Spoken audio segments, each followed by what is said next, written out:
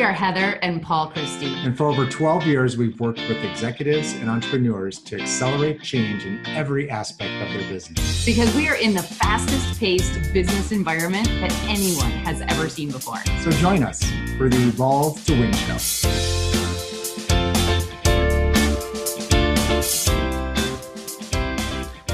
Thanks for tuning in to the Evolve to Win show with Heather and Paul. Today, I don't have Paul with me, but who I do have is someone I've been waiting to interview for so long, and I'm so excited to have you here, Scott Fischer, who is owner and CEO of Scott Fischer Enterprises. Welcome, Scott. Thank you. I'm excited to be here. Oh my gosh, we've been talking about it for ages, but you're finally here with us today in the studio. And you know, I think the timing could not be better because you have just recently completed a transition in your business that was like literally monumental in your business. So I'm going to have you take us back to the beginning and bring us all the way through. But let me first start by sharing why you want to get engaged in this podcast. Because Scott Fischer, he has owned up to 9 different locations across the country, both Harley-Davidson stores and also Metrics, which are different brand motorcycles and motorsports. And so he has had experience not only managing a company with hundreds of people, managing an executive team that also managed all of those locations, but he also just went through a major aspect of his succession planning when he offloaded a couple of his Florida locations. So what you're going to hear about today is you're going to hear about the journey of an incredibly successful leader. He is also very engaged in our community as he created along the way Scott Fischer Charities. And so you'll hear a little bit about how he got where he is, but we like to say that Scott Fischer is a self-made man. And when you hear his story, you're not only going to be inspired, but you are going to learn a lot about the business of business. And I know what he's going to tell you, how to be a student of the business. So I have known Scott. He's a dear friend of mine. He and his wife, Mary, and his daughter, Katie. And we've known each other since 2007, which is late 2007 is when we first started working together as well. So yes. I've got a lot of inside scoop on you, and I know the questions to ask. All right. So let's start off. I'd love for you to just give a little bit about that background. You started riding motocross, like that crazy motocross back when you were younger, and I think got your first job in the industry at like age 15. Is that right? Yeah, I think it's an exciting journey to share with people because as much as I like sharing it with students in the classroom and things like that, my peers and my friends and people like yourself are always inspired around the fact that I grew up in a family that my father was an automobile mechanic, and he inspired us to be involved in motor toys. I always tell the story that on Christmas, we used to come downstairs and we'd have mini bikes and go-karts that my father would restore because he couldn't afford to buy new stuff. And that is what led me specifically into a career in business. I always tell people, make your passion your career. And my father made my passion riding motorcycles. He helped me get there, and I turned that into my career. So there's been a big journey because I've been in the motorcycle business for 44 years now. 44 years. Hard to imagine, huh? And you're so young that like you started when you were little. I know. So I feel like I'm young anyhow. Well, you act like you're young anyway.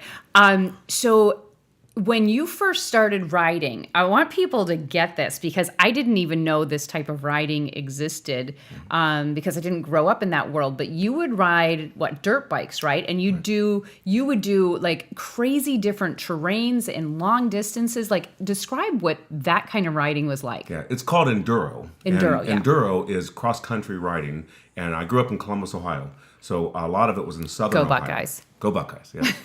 I grew and most of the riding was in southern Ohio, very wooded, hilly area, weather conditions, a lot of rain, a lot of cold weather, a lot of cloudy skies. That's why we live in Fort Myers now. That's right.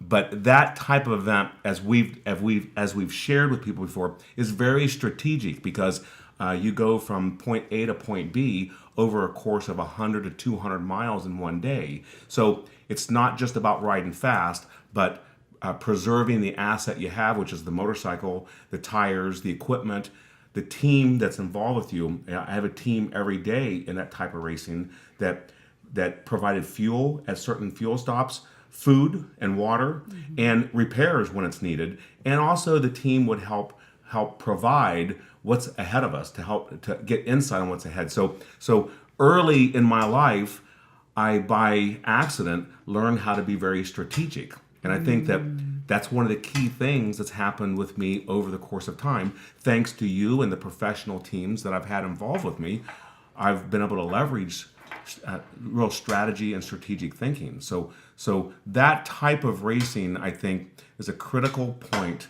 in the learnings that we had in business. Got it. So developing the critical thinking, the strategic thinking at that young age really played an impact. And you think about how unusual it is to think strategically. How many people just have not been trained or haven't had the opportunity to put themselves in a position of having to think strategically?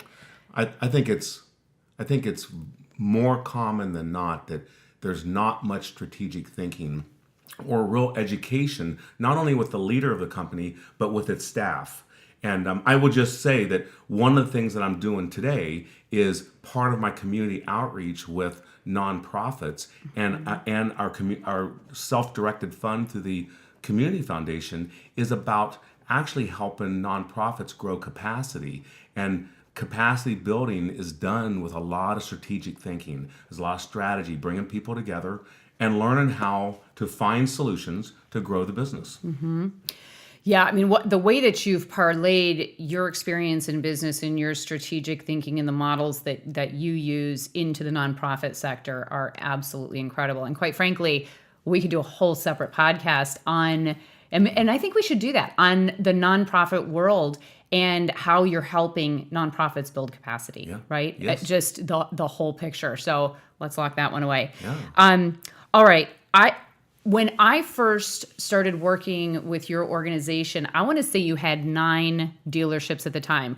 And so the distinction is they had Harley-Davidson dealerships. They had what they called metric dealerships, which were basically non-Harley brands, but everything from Kawasaki's and Hondas and some of the what people might call the crotch rockets, right?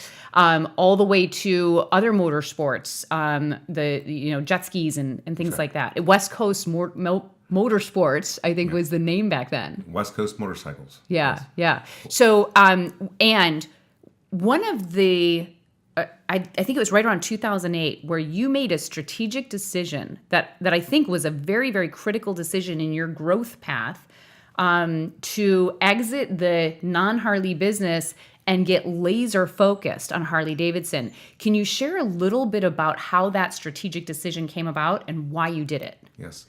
Well, first of all, I think there was a couple of really critical things that happened prior to that time frame. One of the items which I think you're probably going to talk about today is how we created health in our company, what we called our organizational health. We had that in place very recently prior to that downturn, and I had really begun to bring professional advisors into my world. I really am a believer that you got to put a lot of smart people around you. You have to learn from the people, and you have to bring people in from the outside and help grow the team you're with. So what was fortunate about that downturn was when the market went away in 2007, the non-Harley brands, Honda, Yamaha, Suzuki, Kawasaki, those manufacturers eliminated their retail financing. So our industry, the motorcycle industry, we finance about 90% of all the motorcycles we sell. So about 10% of the customers pay cash or have some other form of purchase. The others finance with the manufacturers. And at that time, there was no financing, and we did not sell any import vehicles. We had 4 very big stores. They were in Columbus, South Carolina, Fort Myers, and Cape Coral. So we were spread out. We owned real estate, and the Harley business at that time, although was challenged, was still thriving fairly well because of the strength of the Harley-Davidson business that during that time frame was really, really strong. And the cash flow that it was taking to keep those metric stores open was draining all the profits that were happening in the Harley business. So as a team, we pulled our team together. Fortunately, we had we had our other business coach, and we went through real hard decision process about how do we make it through this time frame. And this is where, when you have a team aligned around health, a team that's aligned around having trust with one another, that's really willing to dig in and lay the real facts on the table, you can come to some real tough decisions. And the tough decision was we couldn't sell the import stores, the non-Harley stores. We had to close them. We had to lay off about 375 employees. And we made this decision in middle of September. And by December 1st, we were completely out of the non-Harley-Davidson business. We made a strategic plan in a 5-day time frame, and we executed it literally in a 2-month time frame. And that was one of the toughest decisions that we ever made, but I can say that it was one of the best decisions that my company ever made to really become a great company. We made decisions during the downturn, and fortunately, we made decisions that allowed us to have greater cash flow, which is what every company needs, always, but mostly during the downturn. So I will never forget the days behind the closed doors and the discussions that were had. And I will back us up, and because I want to talk about organizational health and how we got there. But what happens all the time is that I think people see who they see because they've gotten to the top of the industry. Like, everyone knows Scott Fischer. If you're in Southwest Florida, if you're in the Harley industry, you know Scott Fischer. Like, you're famous, not only in the industry, but in your community. But they see you for who you are now. And they don't see the hard work, the tough decisions, and how you prepared yourself to make those tough decisions and not only stay alive during the downturn, but to thrive during the downturn. And I'm not sure that anybody knows exactly what you went through during that time. So let's back up again, and I want us to lead into how you got yourself to be able to make those, like, such a difficult strategic decision. 375 employees, like, it was tough. And so let's back up, first of all, to your start in the business, right? Because they see you here now, and they just see you as this success, and they don't know how you got to that place. Mm-hmm. Share with us how you got into the industry in the beginning, like in your first store. Yeah, well, as a youth, as a young adult, when you ride motorcycles, race motorcycles, probably the thing you want to do more than anything is go into the motorcycle store. Mm-hmm. You want to spend as much time as you can hanging out at the motorcycle store, which obviously we want everyone to do that today. You know, we want everyone to come and hang out at motorcycle stores. So I wasn't unusual. I just was an enthusiast, and I had the opportunity to spend time in a motorcycle store when I was 14 years old, and actually began a job before I drove an automobile. And I pushed the broom, swept the warehouse, took out the trash, and worked my way through the business. I got fired from my first job because I took somebody on a test drive on a snowmobile, and I went too fast, and the customer complained to the manager, and I got fired. And I can remember crying because I lost my first job. But I went right to work for the competitor. And I continued to work in the industry until I got into a management position, and I worked in all phases of management in the company. And up until 1987, I was the general manager in a Honda dealership in Columbus, Ohio. And I had a company in Fort Myers, Florida, ask me on New Year's Eve to go to lunch, and that lunch date was the company in Fort Myers, Florida, recruiting me to move to Fort Myers to manage a Harley-Davidson Kawasaki dealership. So, I worked through my Columbus years for some extended period of time, and then I had an opportunity to move to Florida to manage a Harley-Davidson brand. And I will tell you, when I moved to Fort Myers, the Harley-Davidson brand was a product we wouldn't even take on trade in the Honda store. I think this part is hilarious, right? You're like, people Harley. would bring Harleys to trade in at the Honda store, and we would not take them on trade. But the brand was really, really new to the mass public then. It still had a great customer brand. I mean, Harley's had a great customer loyalty for a long time. But in the motorcycle world, the retail world, it was a tough brand to manage. And but I will tell you that when I came to work in Fort Myers, Florida, I came solo. My wife had to stay home and sell our house, and I rode a Harley-Davidson every day to and from work in the first 30 days. And within 30 days, I was completely a brand loyalist for Harley. And we see that today. We bring new people on today, and the brand is so strong and so powerful that people really, really align great with that brand. And anybody does, male, female, and almost any age demographic. Once you go Harley, you never go back, right? Well, we hope so, but they got a little competition now, but not much. They still own, Harley-Davidson has about 55% of the market. Yeah. So it's a very, very strong really brand. Strong. Yeah.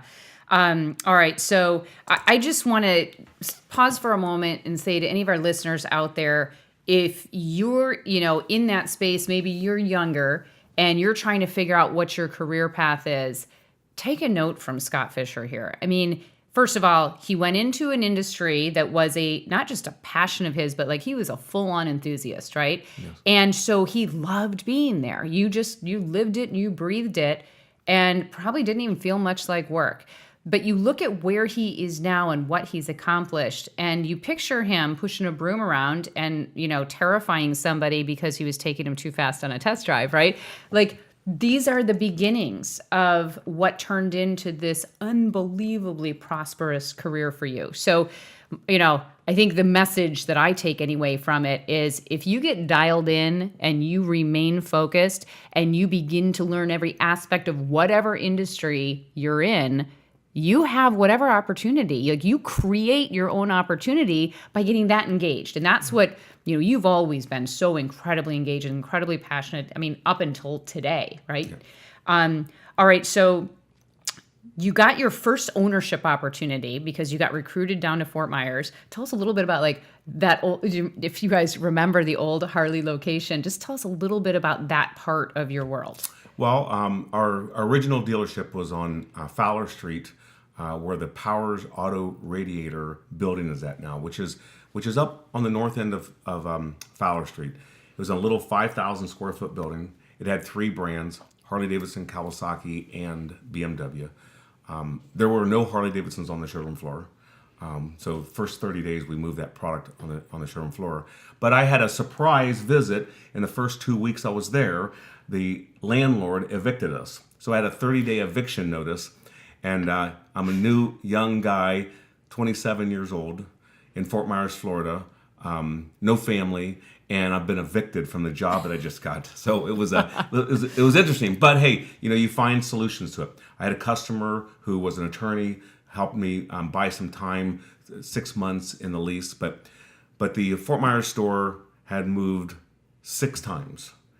Currently today, it's the last location, of course, that I will have moved it is 6 Bends, which is out on I-75. But we moved that store in a 6-month time frame to a temporary move that was going to be for 2 years. Wow. And then we moved it again to Boy Scout Drive. And then from Boy Scout Drive, that's where the Harley-Davidson business really changed, because we separated Harley from the Kawasaki and Sea-Doo Watercraft and built a separate Harley-Davidson dealership, which was right next to Sam's Wholesale Club. And some of you might recall that location because it became Denny Grimes and Company's real estate office, and now it's Royal Shell's real estate office. Mm-hmm. So we built that little store for a Harley-Davidson dealership, and within 3 years we outgrew it. So we built it from the ground up.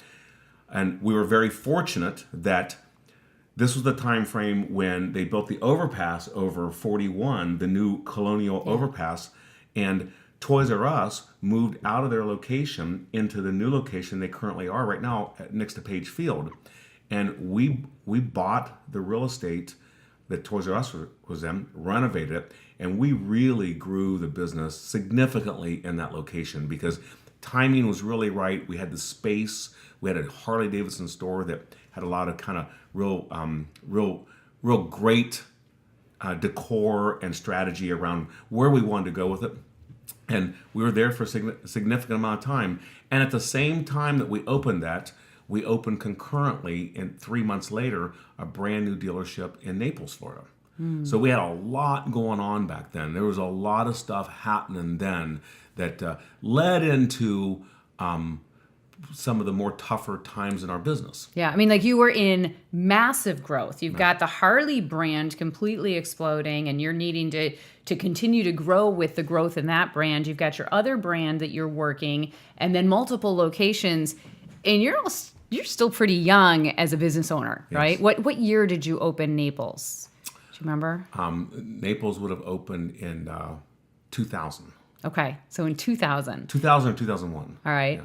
All right. And so shortly before I met you in '07, you had started to work with another consulting group where I think, as you recognize this massive growth, you're like, I think I might need a little help, right? So you brought in a group and you started working on what you have already referred to as organizational health. Yes. And this was something that when I first met you, I was incredibly impressed by. Not only the fact that you had worked to create this, but also that it was alive in your store. So, when I first heard about it, I was like, okay, he's got this great culture going on. But then when I went to your all staff meeting and I heard the team talking about the organizational health and how they saw it throughout the day, and they started paying attention to different people and giving stories about who had done what to exhibit this organizational health, I was like, whoa, he's not kidding. So talk to us a little bit about what is OH? What does that mean? Well, let me tell you that I'll tell you the real story that we can all reflect on, and that was in the most profitable time of our business, not the highest volume, but the most profitable time from a margins, from a demand. Our product demand was beyond incredible for any business, and I can recall that I was leaving to go on vacation to North Carolina to our cabin for 2 weeks. And my operations officer at the time handed me a stack of books. And she shared with me that I know that we're really frustrated right now. Things are really challenging right now. And I think these books would be a great read. And the reason why she really reflected on that was because we had shared with each other that how can we have so much success right now and have such unbelievable turnover in staff, and our customers all hate us. Mm-hmm. And we just couldn't understand what was happening in our business. So as I went on vacation and reflected with the books from the table group, which was, the temptations of a CEO, death by meeting, all these books, they're fables. But I read these books and I'm like, this can't be real. Did they write these things about me? Yeah, like, are they watching me? Are they watching me? And these are books about what's going on in our life right now. But I called the table group. It's Patrick Lenciani is the author and the owner of the company. I called the table group and I organized to have them come do a in-depth workshop with us. And here's what we really learned is that we created organizational health through the table group. But what you learn is that in order to be a great company, you have to be smart and you have to be healthy. And people always say, well, what do you mean by that? Well, I think that almost every Harley-Davidson dealership is very smart because smart companies have great financing, they have great locations, they have great systems and processes, they have great brands. The brands are all the same. The buildings are beautiful everywhere you go. I mean, everyone says, I see a Harley-Davidson dealership on the freeway everywhere I travel. So all of them are really smart. But in order to be great, you have to be healthy. And healthy companies have minimal politics. They have really low turnover of great people. They have trust in their organization. They have high levels of communication. And people who work in healthy companies love what they do because they work for the management first, for the company first, and the brand second. So we learned through a lot of really hard work how to create health in our company.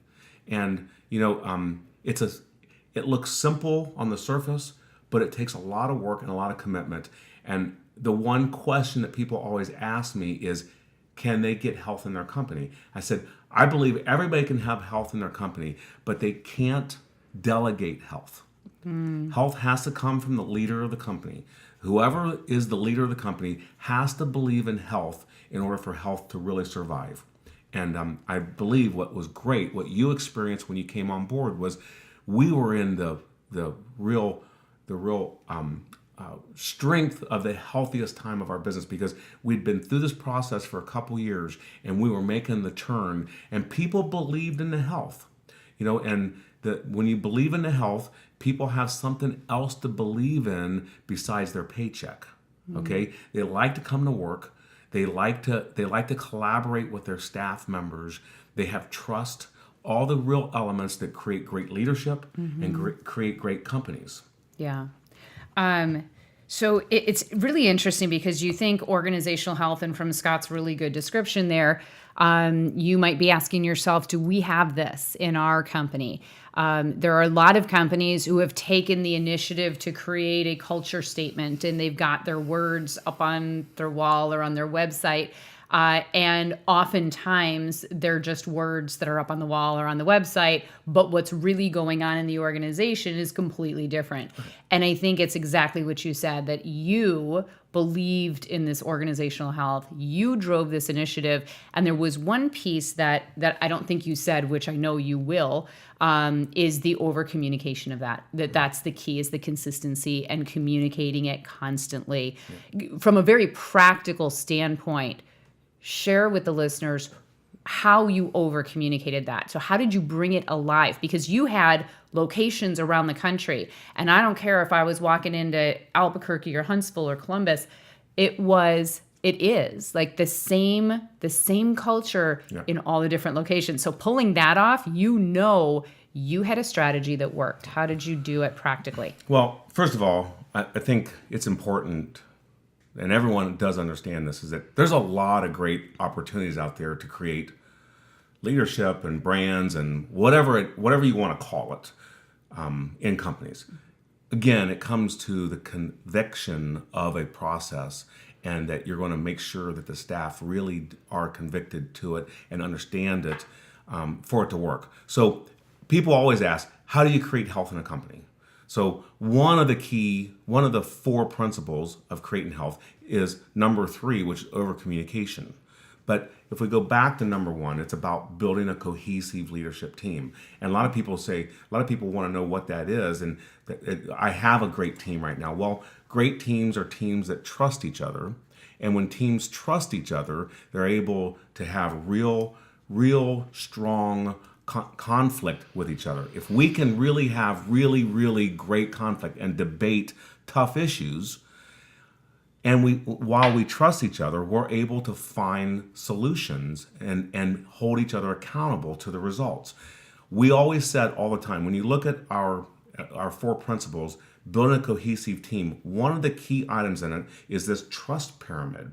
And trust is the foundation of it, and the top of it is results. And whenever results aren't there, we always refer back to something's wrong with the team. Now, there's a lot of other stuff going on in the business, the products and processes and the economy, but our most profitable time frames was when our team had a level of trust that could really challenge each other on the process, and for the good of the company, not of their individual results. So when you build a great team, when you really have a cohesive team, you have to create clarity in the company, the second simple step. And it's about answering this series of questions about how the company behaves and what its values are, and who's responsible for what. And these are simple questions, but they are the questions that create the clarity in the company. And the clarity in the company is, what is our purpose? Our purpose in the company. The most important item that we have is that we want to make people. What's a company's purpose beyond making money? And our purpose beyond making money is to make people's lives better. We genuinely believed that if we could make our employees' lives better, our customers' lives would be better. And it's a fact. When our employees were at the height of their satisfaction, of their alignment and their culture, our customers were completely blown away. And that's more important than any building, any process, any brand you could possibly have. When you have the power of your people, you can sell anything. You can do anything. You can get anything accomplished. So when we create our clarity, it's a very simple statement. It's what you would have seen at every all-staff meeting. We review our clarity every single meeting, every single morning. I'll come back to that. But you have a purpose, you have values. Our 3 key values. Sounds pretty simple: reliability, commitment, and attitude. But let me tell you, the way we talk about reliability, commitment, and attitude is much different than just people saying people got to be reliable. In fact, I say, reliability isn't about coming to work on time. Reliability is about supporting your team members, is covering them when they're overloaded with their work. Reliability has a much greater, deeper meaning than just coming to work on time. And we talk about when reliability, commitment is to the good of your staff members, of the people you work with, to the company. It's not about commitment isn't about making the biggest margin on a customer. Commitment's about doing what makes the customer and your peers feel great about. That's what great employees do. Great, reliable employees that are committed to the good of business, they grow their positioning phenomenal in the business. Employees that demonstrate that are the ones that really grow that have the growth in our company. And then we talk about the third one, which is with a good attitude. Employees that are reliable, committed to the good of business with a great attitude. That seems common, but you can't believe how many employees say, I'm going to be reliable because they want me to be, and I'm going to be committed because they want me to be, but I don't like doing it. It's hard work. Our type of health requires a type of hard work that a lot of people never experience. And it's about how to really to drive and grow in a healthy business. So to be reliable and committed to the good of business and do it with leave at night saying, I'm glad that I worked hard and I covered people's butts all day and I did the right thing for the company. It's doing it with the right attitude. It's just so important. So why is that all important? That's probably the primary thing that attracts people to our company and pushes people out of our company. Yeah. Most people leave our company because they don't want to have those values. And that's okay. We say it all the time. It's all right. This isn't for everybody. Not everybody wants to smile and have crap thrown at them all day long. That's just the way it is. A lot of employees don't want that. They'd rather go work a job where they can punch in and punch out and go home and not have that strategy. That's okay. That's why finding the right people through our organizational health process is really important. So I told you about principle number 1 was building a cohesive leadership team, creating clarity that you share with the whole company and every employee.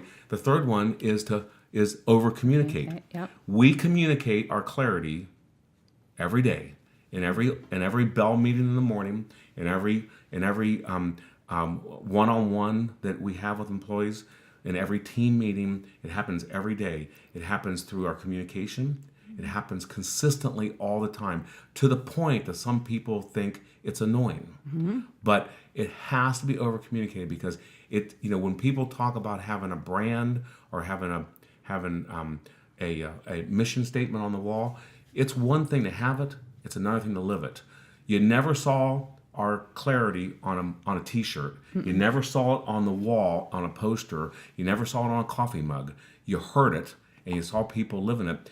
And you know the success of it when staff members say they don't have the values it takes to work here. They don't believe in the health of our company when they're talking about other employees like that. And I think that is so key and such a great indicator. If you're sitting there wondering, wow, is my culture as alive as all of that? You just have to ask yourself the question, do I have other employees calling out the employees who are not following our culture? And that's what your team did, because if you had somebody running around with a bad attitude, no one would tolerate it. Think about this. How often in corporate America today, in small business today, do we see people tolerating poor behavior, tolerating bad service. I mean, I called one of our vendors the other day, and I got someone on the line who was my service representative, and she was annoyed that I called. And I thought, oh my goodness, I'm your client. But this is what happens. And if there's you've heard me say probably a million times, you get what you tolerate, part one, and part two is you train what you tolerate. Well, you guys didn't tolerate poor performance. You didn't tolerate a lack of commitment. You didn't tolerate a lack of reliability or, somebody who shows up with a bad attitude. And that's how you kept it alive. Like you kept it alive in that way. But I want to go back real fast to your daily bell meeting. So there are a lot of people out there who just won't understand this idea of a daily huddle. They just say, oh, you know what, we don't have time for it. Or, people show up at different times. Or, like I've heard every excuse in the book about this. But tell us, what is the value of having that daily, what you call bell meeting? Well, first and foremost, to over-communicate our health. Yeah, I mean, think about that. Number one reason is to over-communicate our health, to reinstate again why we're here and what our purpose is, okay, and how do we behave. Because what you focus on is what they focus on. That's right. That's the reality. That's right. Okay. And secondly is to prepare everybody for the day, not for the week. It's not strategic. It's about who's here today and who's responsible for what. Because that's one of the questions when you create your clarity is who's responsible for what. So you always have to reinstate in front of the whole group who's responsible for what today. And all that does is help everybody be aligned in what is our strategy today? What's going to happen today? And everybody's aligned around it. It's about over communication. And some people say we took it to an excess, but what we found is whenever we'd allow the naysayers to push us away from our belief, we would see immediately the impact that we would lose from not having it every day. So, all right. So I really want, because you definitely are going to have naysayers out there listening to this going, oh my God, I don't even meet with my team weekly. I couldn't possibly do it daily. Doesn't that sound like micromanagement? Or, you're going to hear all kinds of excuses. But the reality is, of course, you're going to have people giving pushback. Of course you are. Because they had to show up at what time every morning? At 8:15. 8:15 a.m. every single day. And they would start every single day with this meeting. And every single day they'd hear about organizational health. They'd go over their 3 core values. They'd talk about what they meant in the real world.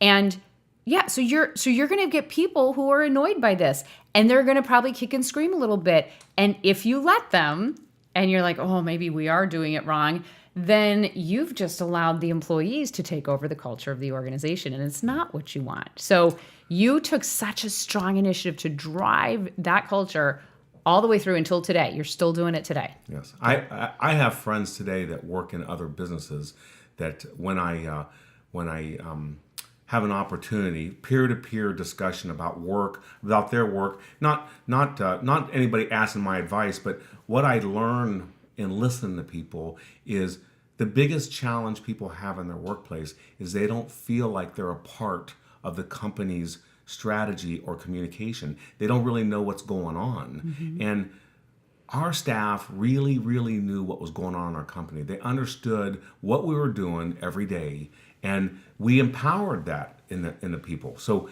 it's critical that people that if you're going to work really hard, and we work really hard, and we still do today about building a cohesive team. The work that goes into it. Look, you do a lot of that work through disc work, through leadership stuff.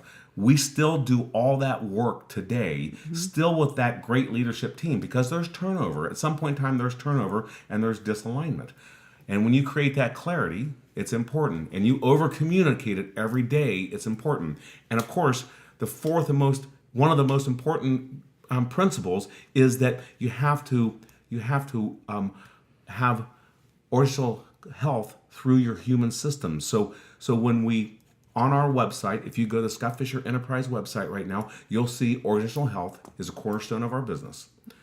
And when you apply or you fill an application, part of the process is that we will discuss with you about our health in our company, our organizational health. when you onboard, the onboarding process will be mostly around the health of our company. And then you'll hear it over and over every day.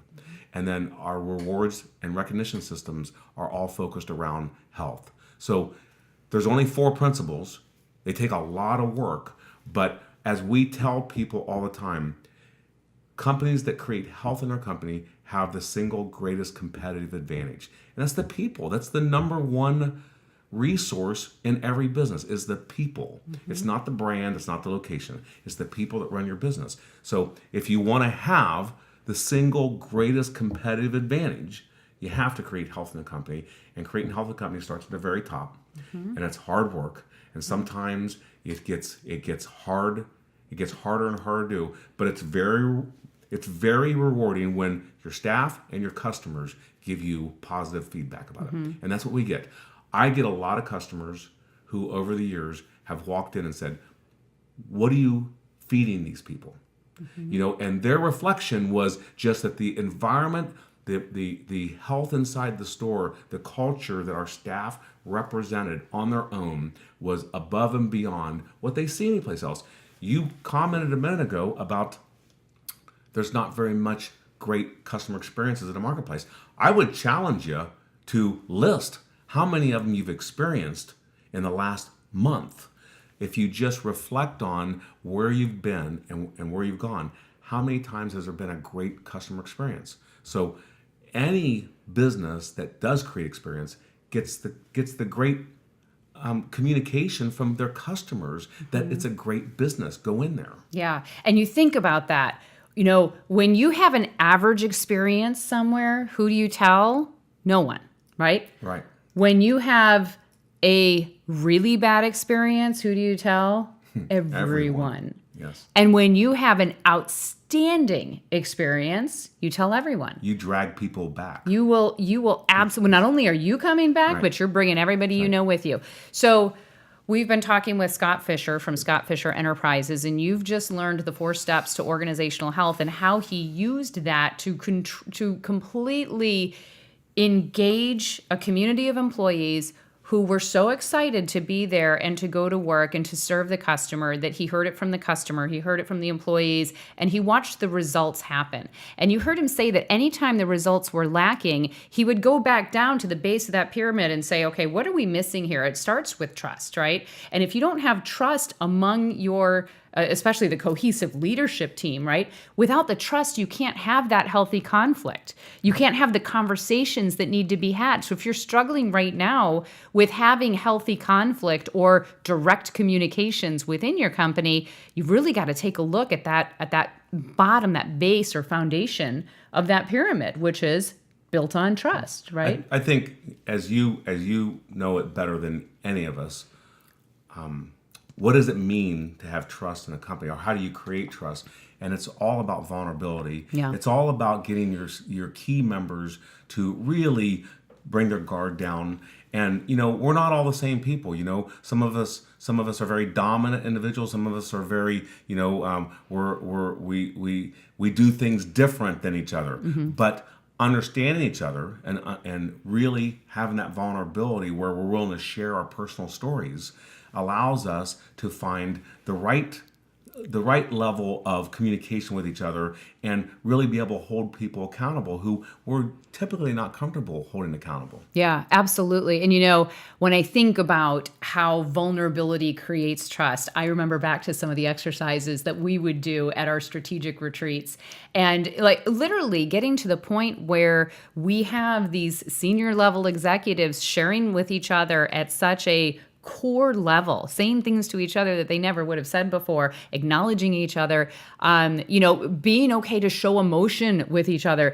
They're really incredible. And every time you all had one of those experiences of really, truly vulnerability, you guys walked out of that meeting ready to take on the world, completely and totally aligned. I think it's fair to share that, first of all, you got a group of motorcycle guys. Right.